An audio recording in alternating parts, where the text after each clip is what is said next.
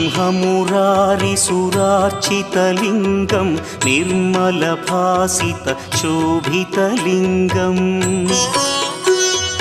जन्मजदुःखविनाशकलिङ्गं तत्प्रणमामि सदा शिवलिङ्गम् देवमुनिप्रवरार्चितलिङ्गं कामदहन करुणाकरलिङ्गम्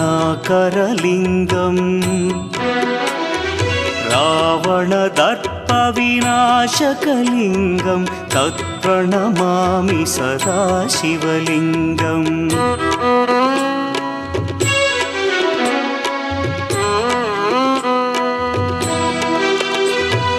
सर्वसुगन्धसुलेपितलिङ्गं बुद्धिविवर्धनकारणलिङ्गं सिद्धसुरासुर